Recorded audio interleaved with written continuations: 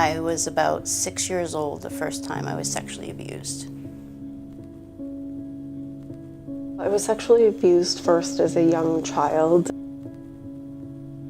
The abuse started when I was around 2.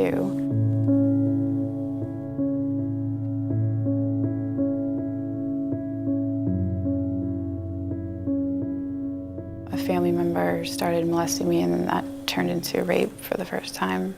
I was still in kindergarten when my mother actually started trafficking me. The first time was in a motel, and basically exchanging money for me to have sex with this man. When I was around 12 or 13, this family member started bringing me to truck stops, and I realized during that period that they were getting paid because I had to make a certain amount of money before I could leave.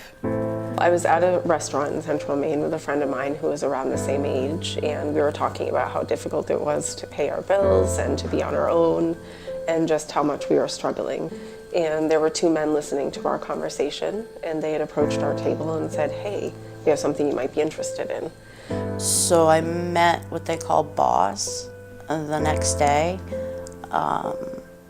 and they basically brought me into the office and like had me strip, and he like looked me over like if he was buying something.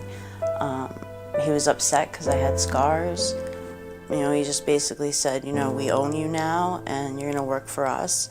They gave me a pager, and they told me, if you don't show up when this pager goes off, we will have your son taken away from you. And that's what they used to keep me there being trafficked for a year and a half. I really hoped someone would see me and, you know, help me. But at the same time, I was terrified of the same thing happening.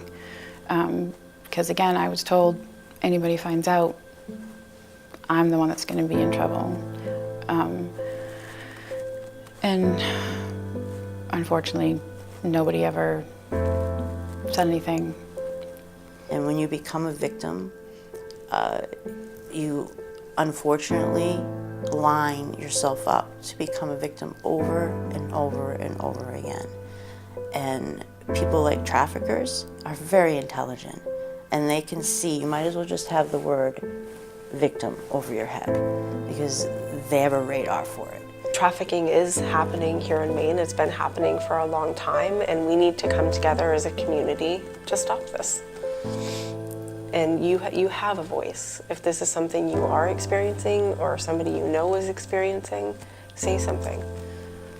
You're not alone. That's the biggest message that I just want, you know, people who are going through this is you're not alone. I know that it feels like it, but just keep looking for help, because it's out there.